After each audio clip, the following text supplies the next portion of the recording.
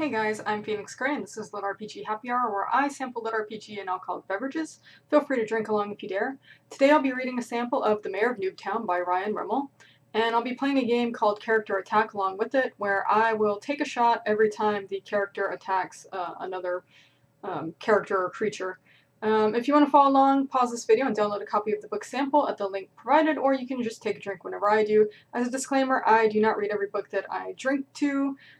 This is all for fun and to help spread the word about LitRPG and these awesome books. Having said that, let's get started. Sorry if I sound tired, it's been kind of a long day.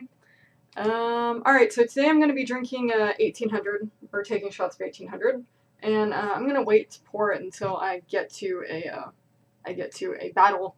Anyway, chapter 0, in the beginning. I remember the bright lights, the semi suddenly lurching from its lane and driving straight towards me. I tried to swerve, but it was rush hour. All I managed to do was slam into the car to my right, the one that didn't move far enough. Then pain, then nothing. I floated in an abyss for some time afterward.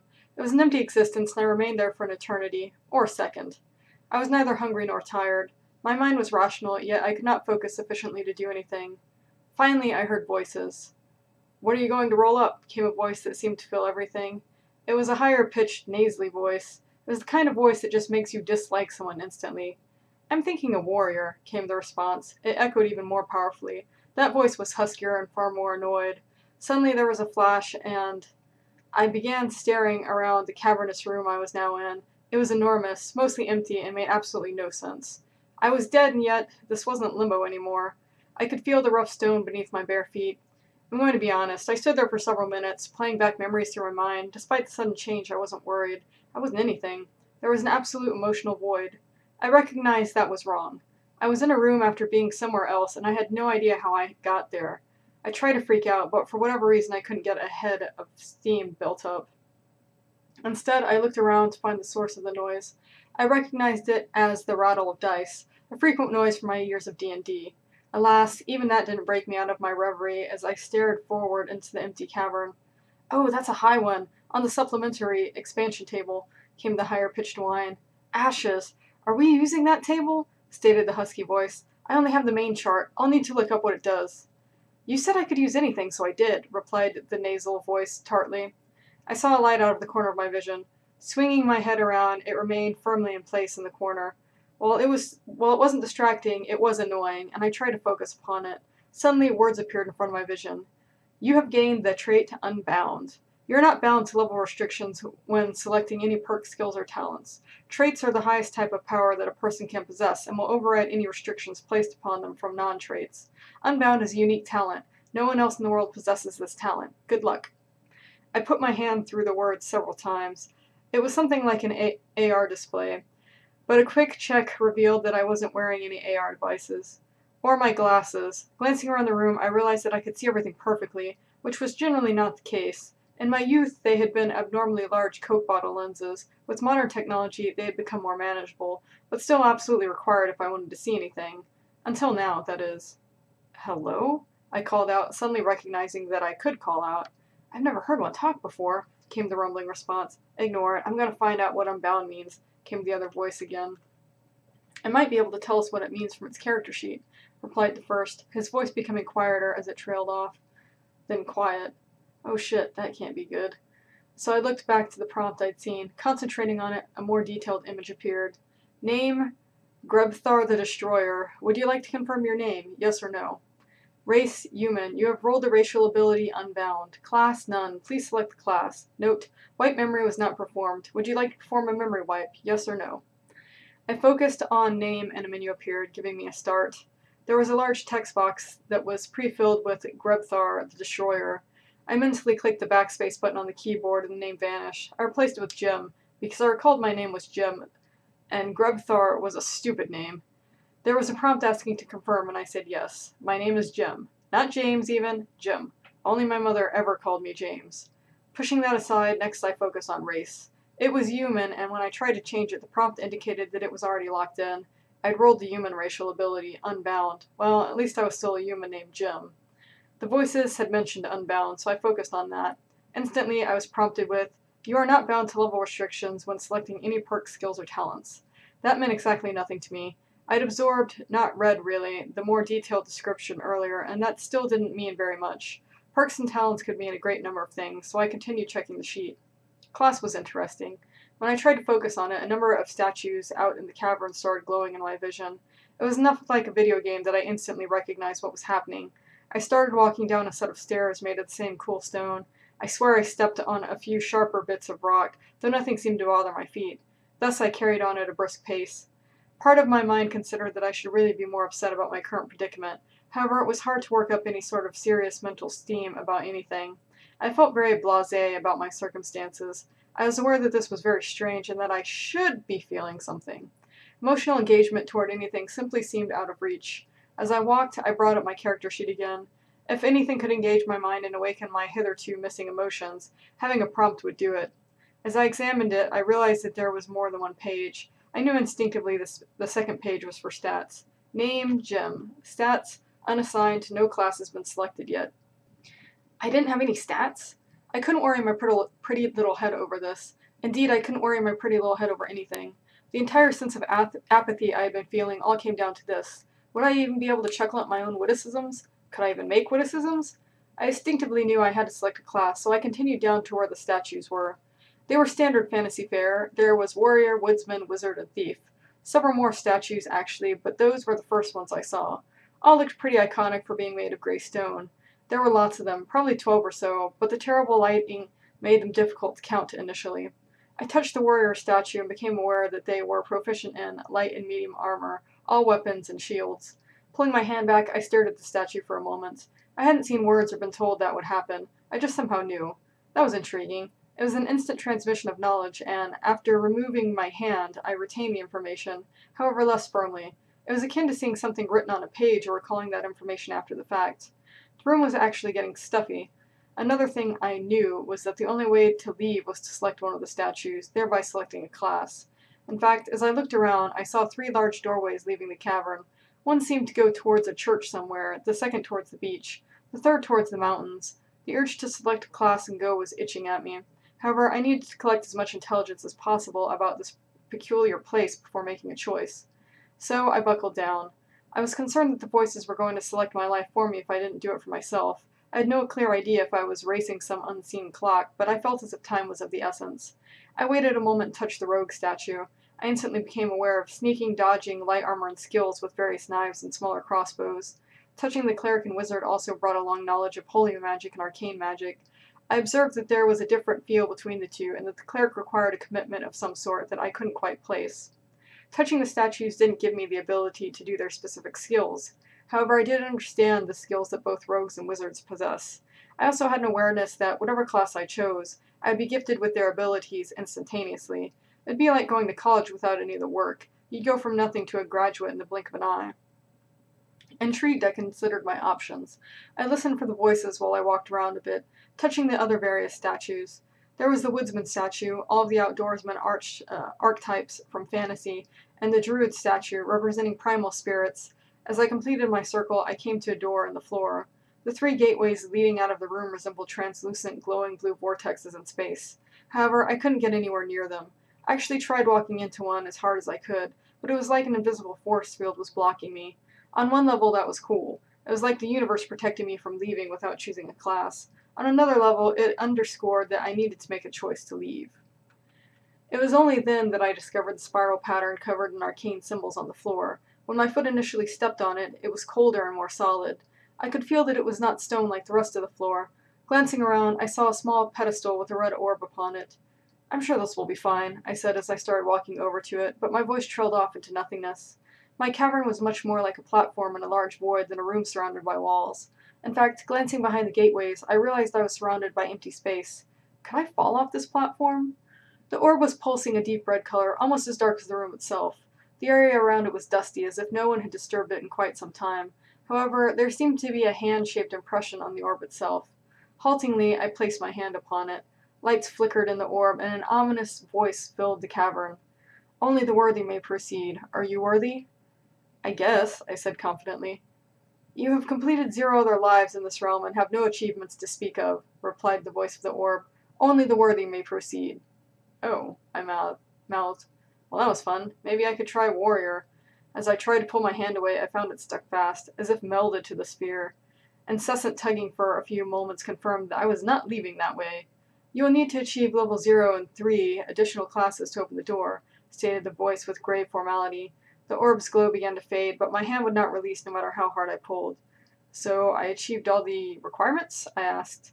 And with that, the world seemed to vibrate for an instant. The orb sputtered and flared as if it were trying to respond but failing. It felt a bit like computer lag, as if the game had locked up for just a moment. However, as quickly as the stutter began, it ended. Everything resumed normally. All requirements have been achieved. The door shall be opened. With that, the doorway opened into a spiral staircase leading down to another layer of the cavern. My hand popped free with an audible snapping sound that seemed out of place. And I started walking even before the stairwell was fully formed. And for a penny, I thought before flipping open my character sheet. I glanced at the memory wipe option and dialed it to no before locking it in and walking down the stairs. It opened into a second cavern, which was smaller and only had 2 gateways leading out of it. They both opened into large cities, I noticed, but this time there were only 9 statues as opposed to the 12 I'd seen earlier. Looking back up, I could see the floor above me simply hovering, much like a flying saucer. Again, I was faced with the surreal knowledge of the strangeness of this, accompanied by a general apathy. The nearest statue to the stairwell was a large man wearing wizarding robes and a hat, and carrying a large rod. Placing my hand on it, I became aware it was a mystic theurge. They could use both arcane and holy magics, as well as some unique hybrid spells that blended both. Furthermore, they had the potential to be just as powerful as a wizard or a cleric in their respective magics. That was interesting. The advanced classes seemed to adopt powers from several previous classes. From my own experience, that could be a blessing or not, depending on how the system worked. You could end up being really powerful or a jack of all trades, a master of none. Clicking around the statues, I saw several more. There was a spell sword, which blended arcane magic and melee, and an arcane thief, which was the same with a rogue. I also saw statues of some sort of woodsman, druid hybrid, and a warrior with a sword and dagger. As none of them really interested me, I figured I'd give them a once-over after I reviewed the other statues. Around the outer edge, there were 3 statues that stood separately and instantly drew my attention. One was a sky pirate, whose powers were both pirate and airship-based, and started with her own personal airship. I felt sorely tempted to select that and move on because, hey, who doesn't want an airship in a fantasy setting? Also, there was a mage hunter statue who could nullify magic, and a great general whose powers seemed to focus on battlefield tactics. So there were not only hybrids, but also classes that were built around unique mechanics. The more I walked around, however, the more I began to feel like myself. And the more I felt like myself, the more I realized I had just died. I urgently needed to get out of this room. I had a family, they needed me. Well, maybe. If I died, they got a hell of an insurance settlement. And I did remember dying. That would check every box in death and dismemberment. There would be enough money for them to take care of themselves. I didn't know if I could get back to them anyway, because I had died. Then again, this might have been sort of lucid dream. I could just be in a coma after the accident. I will admit my memories were kind of fuzzy after the impact. Perhaps I hadn't died instantly and an ambulance was really close. Logically, though, I was in a car and that semi must have been going at least 60, and there had been a vehicle behind me. What could the odds of survival possibly have been? I continued walking around the statues until I saw a second pulsing orb glowing red. The light from the orb did not generate shadows, and as soon as I recognized that, I was even more sure that something was wrong. Well, if it was a lucid dream, I suppose I should make the most of it. I grabbed the second orb, even though this one contained no impression on it. I figured that if the first one had worked this way, the second would as well. The light went from a dull throbbing red to a powerful flashing light that seemed to bake me from the inside out. Only the worthy may proceed. Are you worthy? You'll find that I am, I said resolutely. You have completed 0 other lives in this realm and have no achievements to speak of, replied the voice. Only the worthy may proceed. What will I need to do to complete the requirements? I asked. You will need to achieve level 0 in 6 additional classes and completed a world quest. You may proceed. However, if you have not yet completed a world quest, you must achieve level 0 in 12 additional classes, stated the voice with grave formality. So I made it? I asked. With that, the world seemed to vibrate for an instant. Instead of lag, this time it felt like the world locked up for just an instant. I could sense and think, but my ability to move was gone. I could sense and think, but my ability to move was gone. I could sense and think, but my ability to move suddenly snapped back, and the world came rushing back to normality. All requirements had been achieved. The door shall be opened. The doorway again opened and the floor leading down to a deeper level in the void. Describing it as a cavern no longer felt apt, as I discovered more of its depths. I was actually curious to see how deep the rabbit hole went. Then I heard the booming voice again. Where is he? My trek down the stairs was performed at a suddenly breakneck pace. Literally, I fell. However, when one has no stats, one can take no damage. The staircase was longer, and despite the lack of a handrail, I managed to stay on them for the entire path down.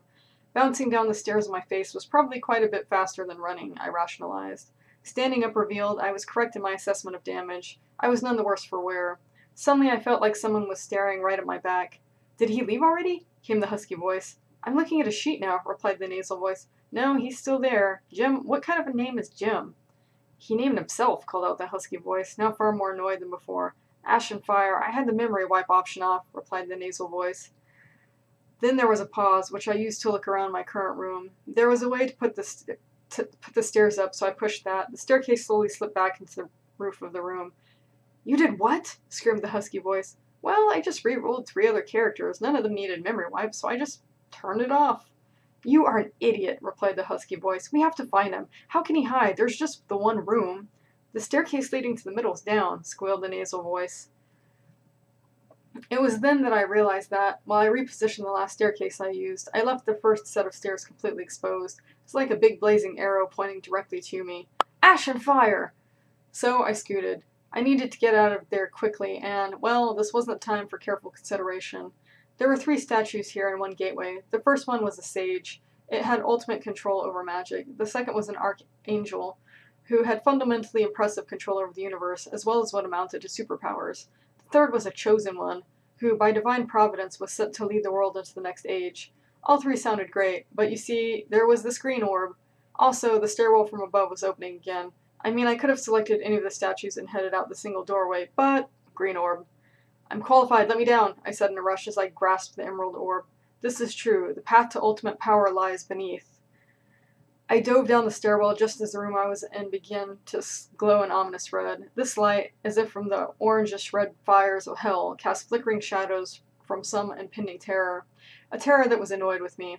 I was going to jump down the stairs, pick the first statue I could, and run out the door while hoping whatever doom was on my tail could not follow. This floor was different from the others. Previously, the rooms had been made of stone and set in a void. This room was crystal and looked down over the world from very high above. It was amazingly beautiful. I had all of a quarter of a second to take in my surroundings while I was running like a man being chased by an angry demon down the stairs. There were probably 2 problems with that strategy. The first problem was time, or, more specifically, a serious lack of it. When I rushed into the final level, the statue was right by the stairwell. I touched it, the godling, and started to feel a rush of power as the class abilities began to flow through me. It was a feeling that was quickly stopped when my character sheet appeared. You received 5 stat bumps from picking a god-tier character. Please select which stats you want to apply your stat bumps to. I didn't know what that meant. I understood in the basic sense of assigning points, but I didn't know how to assign points right offhand. As it turned out, I didn't have time to even select the class. The statue exploded as a spike of green fire passed through it, utterly obliterating it. The prompt, the bumps, the class all vanished.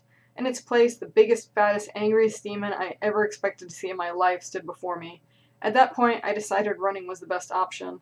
The second problem was that there was no door out. See, I didn't have stats, so I wasn't very quick.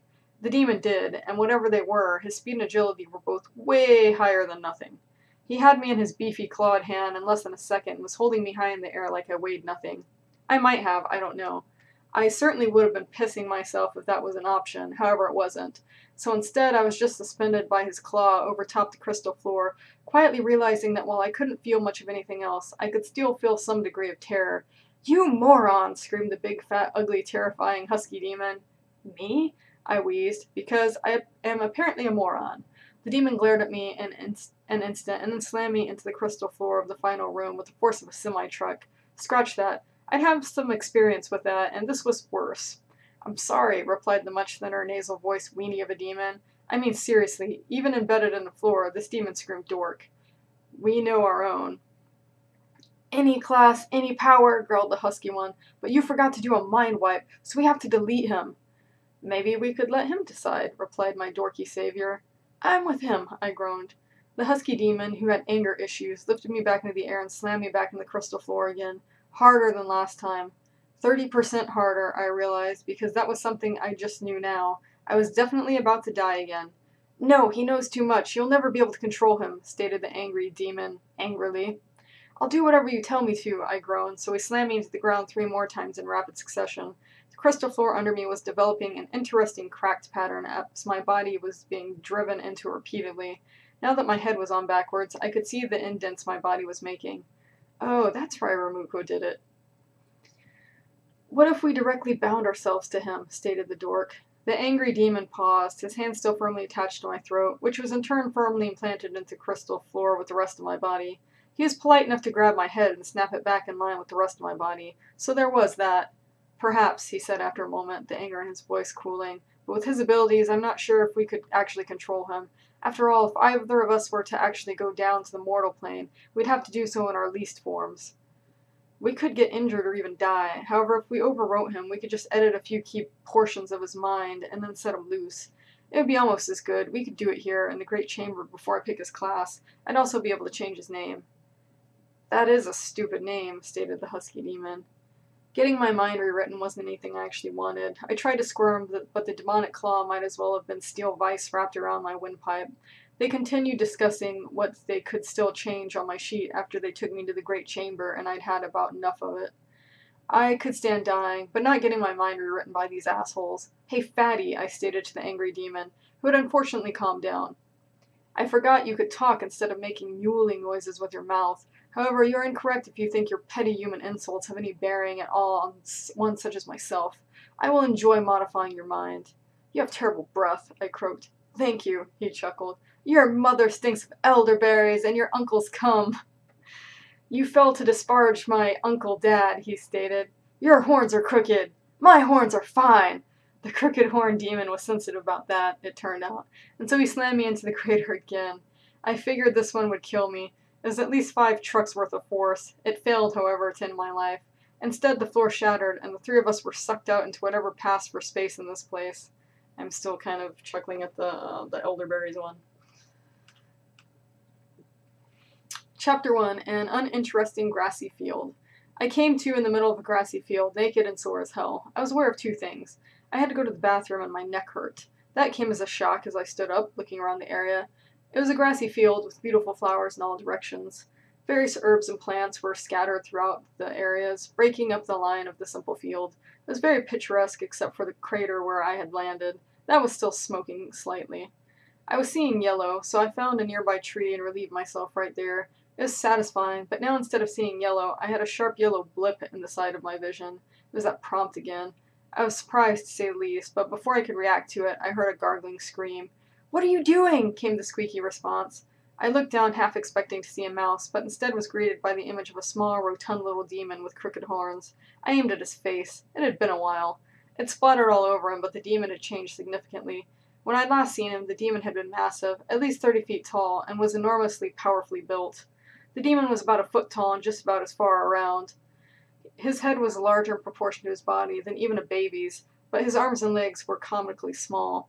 He couldn't have even put his hands on top of his head, and his attempted dodgings demonstrated that walking was going to be a serious challenge for him. His skin was still red, but it was a darker red now, and his glowing eyes had been replaced by more cat-like ones. He dropped down on the threatening meter from, "It's going to kill me," to, "I don't know what this is, but I'm going to stomp it until it's not a threat anymore." "I will kill you for this. I'm a powerful demon giant," gargled the demon. I presume that's what he was saying, at any rate. Afterwards, he began first wiping the urine off of his face, and then using a leaf to attempt unsuccessfully to sop up the rest. And I am Jim. The demon's eyes suddenly went wide in horror, which is an expression I'll always treasure. Obviously he jumped up and tried to fly with his wings, which were not well suited for him, and he barely managed to hover briefly. "Well, I don't care what you want to call yourself. We need to find a demon door and return to the Citadel." "So I can be reprogrammed," I replied. "Not gonna happen." Suddenly, my head flared in pain, deep, agonizing pain that drove me right to my knees. In my vision, a red prompt flickered to the side, creating a sudden awareness that I had been bound to a demon. "I don't see that you have much of a choice, human," the demon chuckled. "As long as I am bound to you, I can use this power to advise you into doing whatever I want." As I stood up to calmly discuss this with him, the demon turned on the juice full force, driving me back to the ground. It was like the worst migraine you've ever imagined, but with cymbals crashing at the same time. I started dry heaving. He relented after an eternity. You can do whatever you want? I croaked. Yes, as long as I can see you, he grinned. Now, you will call me Master, and I will call you. My name is Jim, I stated, standing back up, brandishing a large tree branch. The demon examined the stick for a moment before laughing. You're going to defy me with a stick, he laughed. You'd need a mighty tree the size of my body to even stand a chance. I had played baseball in college, and I'd like to think he realized at that moment that the tree branch was every bit as large as he was, and I was swinging with as much force behind it as possible. It was actually less than I expected, as the stick was not very well balanced, and I was having trouble getting it just right, but the demon was too busy laughing at me to dodge. It impacted with a meaty thud. The demon went flying, slamming into a nearby tree. Instead of bouncing off, however, he stuck there with a mighty thunk. I walked over to look, hoping he was dead, but no such luck. His horns had pierced the bark, and he was almost skull-deep into the tough wood. This is getting cute. Alright, so that was the first one, and I am going to take a shot. I would normally do this with salt and lime, but I do not have either right now, so I am going to just have a Sprite chaser. Let me actually catch that before it drips all over my mouse. Oh shit, it dripped all over my mouse pad. Alright, well, that was that. Let me open my Sprite, because I know this is going to be absolutely horrible. Smells good. Bottoms up.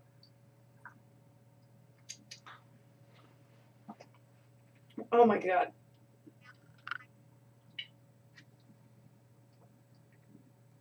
Oh, that is not... Oh, that took a minute to go away. Okay.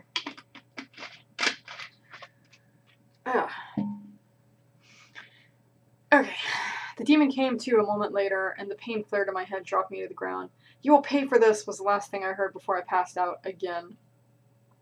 I don't know how many hours I was asleep, but it was more than a few.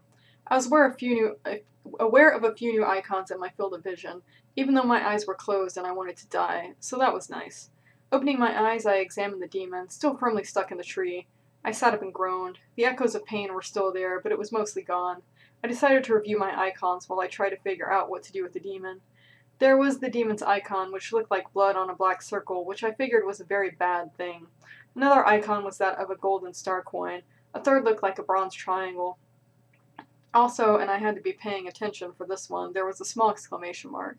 Since those were unknowns, I started off by looking at my character sheet. Name, Jim. Class, undefined. Awaiting level up warrior. Strength average, dexterity average, endurance average, willpower average, spirit average, charisma average, skills none. Demon lore 1 SP, unskilled. Awaiting rank up. Simple weapons 10 SP. I'd earned a few XP and SP when I'd hit the demon with a stick. That was nice. I wondered what the little bastard was worth. I clicked on the exclamation point next. It turned out to be a notification for my combat log, which dutifully reported my victories in battle. The thought of all of my accomplishments being noted for posterity was not a good one. As if I wasn't self-conscious about farting already. You have defeated an elder demon through immobilization by causing 5 points of damage. You have gained 1 trillion XP and gained 1 class level in warrior. Additional experience points over level maximum are wasted. You have gained 1 trillion SP and gained amateur rank and simple weapons. Additional skill points over maximum are wasted. What? He was worth 1 trillion XP? Fuck. But experience through over level was wasted. That was good to know, I suppose. Also, fuck. Also, I was in a world where there were experience points? Finally, fuck! That honestly bothered me more than the icons I could always see out of the corner of my vision. And 1 trillion XP gone? Fuck. Inhale, exhale. Maybe it's easy to earn 1 trillion XP. It's not going to be easy. Simple Weapons 1 was the bronze triangle. It popped up and showed me I was now at amateur skill level with simple weapons. I could see a whole string of abilities behind it that I couldn't select. Storing that question for later, I went to the next icon. The golden star coin flashed before me, and I was prompted with Level Up Warrior 1. You have selected the warrior class. Please choose 2 stat buffs for yourself at first level.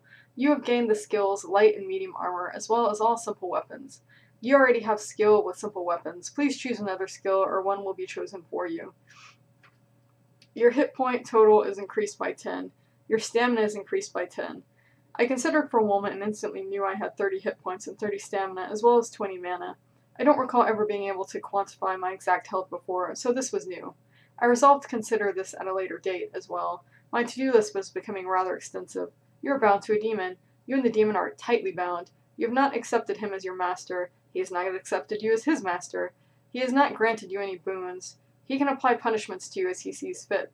Your demon rank is 999, Elder Demon. Update. Your demon has been defeated in combat and has had his power level reduced until he returns to the Citadel. His current power rank is 1. Your bond level is tight, which allows the more powerful of the two to exert direct force over the weaker member of the pair, if neither is master. Well, ain't that karma. What is a rank 1 demon? I said cautiously, walking up behind the newly minted rank 1 demon. It is the weakest kind of demon, barely a threat to anyone, an annoying, mewing cur, he grumbled, trying to push himself free of the tree and failing. He had hit the tree horns first, I knew that, but in his current form his arms were too short to actually reach above his head. Also, his neck was mostly solid, so he didn't have the movement a human would have. Basically, with his tiny arms and legs, he was never going to pull himself free of the tree. Could a rank 1 demon cause pain to me? I asked. The demon paused for a long moment. Yes, if you were bound. However, it would be only a very limited form of pain, like a mild itch, he finally replied. Which means that as you are a rank 1 demon, I can basically ignore you, I asked. The demon paused, finally assessing his own menus or whatever he did. He then began struggling for a long 30 seconds before finally stopping, defeated. What do you want? So many things, you little turd, I replied gravely. First off, what can I call you? Because it sure as hell is not going to be Master. I cannot give you my true name. You may call me Sir, he responded. So Shart it is, I stated. Shart, what did you do to me? What's a Shart? He asked, struggling harder to remove himself from the tree, still quite unsuccessfully. You are a Shart, and you are bound yourself to me. Explain that, and I might think about considering removing you from the tree, I replied, sitting down and getting comfortable. Shart continued squirming for a good 2 more minutes before finally sighing audibly. I bound you like a familiar so that you would do my bidding and release me. So what does that entail? I asked politely, as I found a particularly comfortable spot of moss. It binds our souls together so that I, as the more powerful of the two of us, can force you to do my bidding. And now that you are rank 1? I asked. The demon, to his credit, actually managed to sound arrogant up to this point. However, at the solid reminder of his new status, he cracked. This whole thing is a terrible mistake. I'm not even supposed to be here today. Shart wept for a few long minutes before he finally gave up on trying to break his head free from the tree. He hung motionless for a few more seconds, as if finally coming to terms with his fate. So now that I'm rank 1, I'm not going to be able to command you to do anything, am I? Very doubtful, I responded.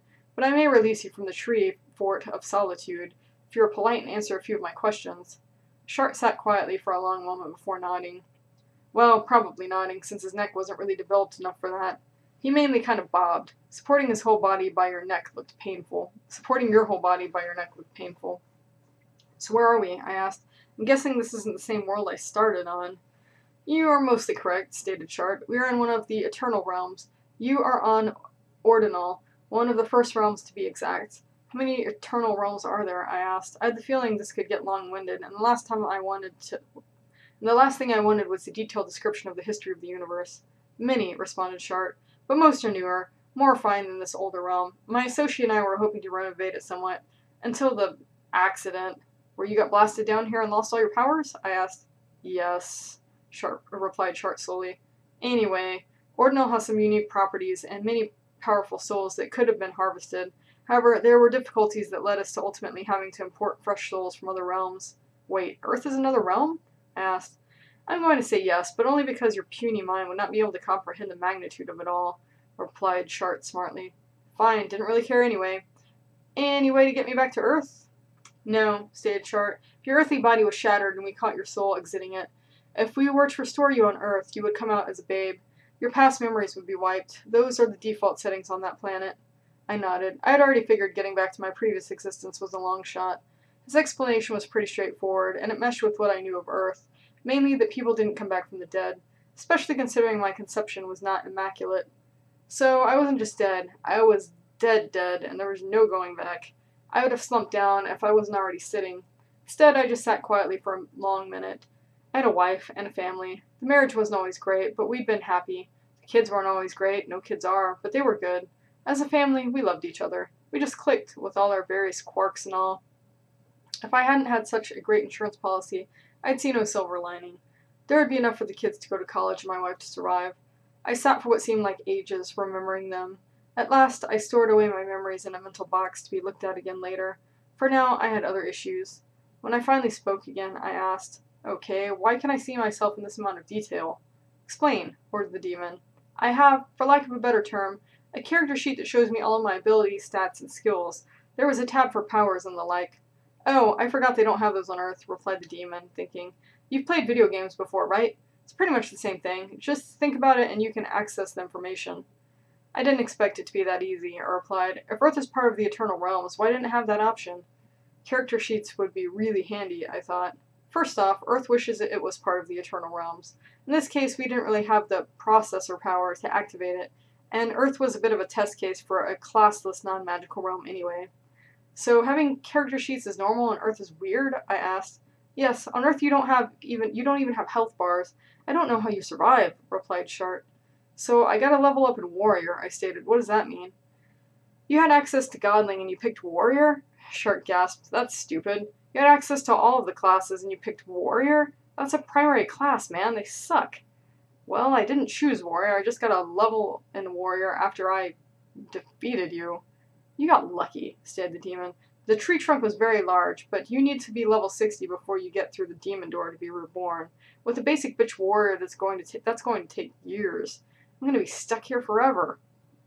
"You have been offered a quest. Take Shart to the demon door. This will allow the elder demon to reclaim his powers. Reward unknown." "And I just got a quest prompt," I said, "to return you to demon door. I need you to take that," replied the demon. "It's probably not going to happen," I said, pushing the quest away without accepting or declining it. "If you don't accept the quest," stated Shart, "I'll be stuck here forever." "I could leave you in the tree then," I offered. "Please no. All I can see is that rock and I already hate it," replied the demon, his struggles beginning for a few moments before finally stopping. "Fuck you, rock." "I don't see any real benefit to bringing you along, though." "Well, you're bound to me, so if I get too far from you, it's going to be uncomfortable for both of us. Don't worry, I can turn invisible and immaterial so I can hide very well. Only someone with true sight can find me, and you won't be running into anyone like that for a while," continued the demon as he pleaded with me. "I don't really see that as being necessary." "You are a basic bitch warrior. I could also give you boons so you might live a bit longer," he replied. "Explain." "I'm a rank 1 now, the weakest power of demon, so I can only grant you my least impressive boons. If I find a source of raw magic, it will get more powerful.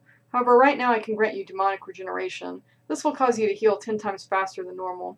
You'll be able to quest more and level faster and get me home quicker." "And when are you planning on betraying me?" "When we get to the door. I'll try to get in first, and if successful, no matter how powerful you are, I'll be much stronger," replied the demon earnestly. "Why would you tell me that?" I asked, a clear note of incredulity in my voice. "I'm blue," he replied, and I instantly knew it was a lie. He was red. I could see he was red, but beyond that, through the bond we now shared, I knew he was lying. I knew it as surely as I knew my name was Jim. "You can't lie to me," I stated as fact. "Would make life so much easier," replied Shart. "After we get to the demon door, I can send you back to your family." I knew he was lying. Chapter 2, Still in the Field. I had to find a replacement for the almighty stick of demon smiting, which had flown from my hands as I smashed Shart with it. Fortunately, there were several stands of trees nearby. That made it easy, after walking just far enough away to start to feel the tug of the demonic bond, to find a tree branch of the same approximate size and composition. It was both long and hard, just the way my wife liked it, and I returned. "This is going to hurt," I informed him as I adjusted myself down into a batter stance. "Well, I think that if you were to use the root over there as leverage," stated Shart. He was right, that probably would have worked. I used an alternative method of striking him about the head until he finally, on the sixth swing, broke free. He landed with a groan. "Why did you do that?" "I said it was going to hurt." "I didn't say it had to," I replied. Does this count as an attack? I think because the sample's almost over, I'm going to go ahead and count it. This is pretty funny so far. I am enjoying it. It's cute. At first, I admittedly thought it was going to remind me a little bit of The Land, but it's not close to it at all. It has its own good kind of unique humor, which I am enjoying. Not so much enjoying this 1800, but I knew I wasn't. Most of the time that I take shots, I'm not very, keen about it. I'm not a shot taker unless I've already... Oh, man, I keep getting this all over my giant mouse pad thing that I have here. But yeah, every time I take shots, I'm not very keen on it. I only take shots when I'm already drunk, so. Oh god, I don't know why I did that. That was a horrible idea.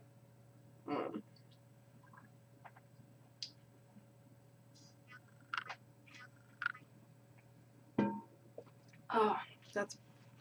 I mean, it's good, but it's also bad.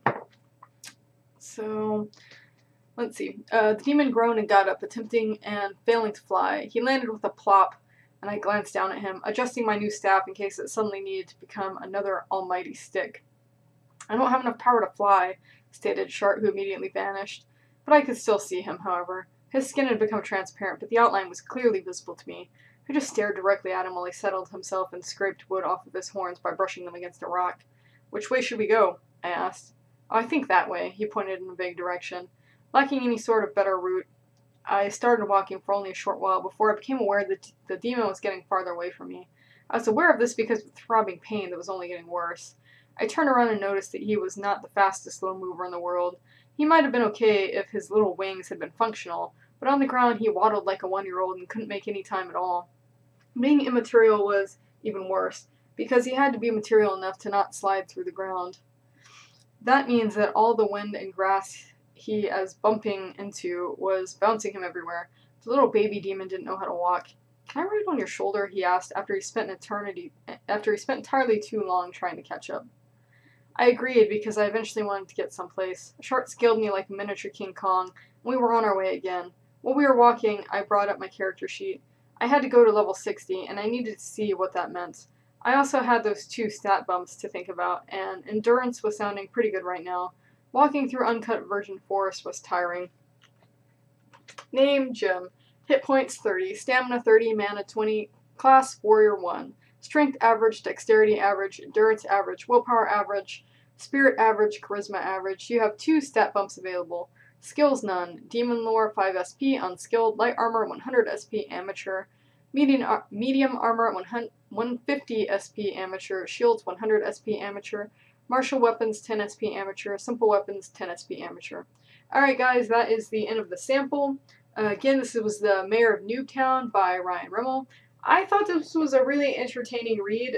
It has some humor, which I always like. Anything that's going to make me laugh, I'm typically going to like. I might buy this one. I'm kind of curious to see where it's going to go.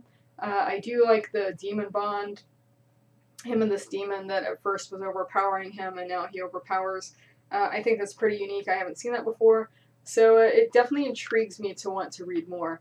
Anyway, if you guys like this, the link is going to be in the video description.